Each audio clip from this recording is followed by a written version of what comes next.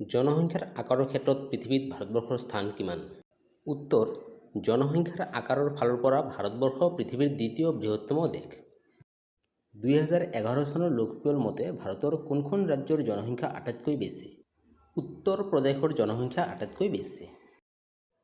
2011 চনৰ লোকপিয়ল মতে ভাৰতৰ কোনখন ৰাজ্যৰ জনঘনত্ব আটাইতকৈ বেছি? উত্তৰ: বিহাৰৰ জনঘনত্ব আটাইতকৈ বেছি। মাটিকালি হিচাপে ভাৰতৰ কোনখন ৰাজ্য বৃহৎ আৰু কোনখন ৰাজ্য ক্ষুদ্ৰ? মাটিকালি হিচাপে ভাৰতৰ বৃহৎ ৰাজ্য হ'ল ৰাজস্থান আৰু ক্ষুদ্ৰ ৰাজ্য হ'ল গোৱা। 2011 চনৰ লোকপিয়ল অনুসৰি ভাৰতৰ মুঠ জনসংখ্যা কিমান?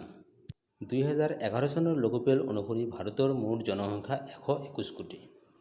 2011 চনৰ লোকপিয়ল মতে ভাৰতৰ জনসংখ্যাৰ ঘনত্ব কিমান? 2011 চনৰ লোকপিয়ল মতে ভাৰতৰ জনসংখ্যাৰ ঘনত্ব প্ৰতি বৰ্গ কিলোমিটাৰত 382 জন। 2011 চনৰ লোকপিয়ল মতে ভাৰতৰ কোনখন ৰাজ্যৰ জনসংখ্যাৰ ঘনত্ব আটাইতকৈ কম? অৰুণাচল প্ৰদেশৰ জনসংখ্যাৰ ঘনত্ব আটাইতকৈ কম, প্ৰতি বৰ্গ কিলোমিটাৰত মাত্ৰ 17 জন লোক বসবাস কৰে। ভাৰতবৰ্ষত কোনটো ভাষিক গোষ্ঠীৰ জনসংখ্যা অধিক? ভাৰতবৰ্ষত ইণ্ডো-আৰ্য ভাষিক গোষ্ঠীৰ জনসংখ্যা অধিক। জনসংখ্যাৰ বিস্ফোৰণ বুলিলে কি বুজা?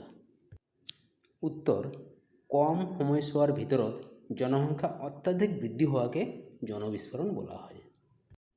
2011 চনৰ লোকপিয়ল মতে ভাৰতৰ নগৰীয়া জনসংখ্যা কিমান? 2011 চনৰ লোকপিয়ল মতে ভাৰতৰ নগৰীয়া জনসংখ্যা হ'ল 31.16%।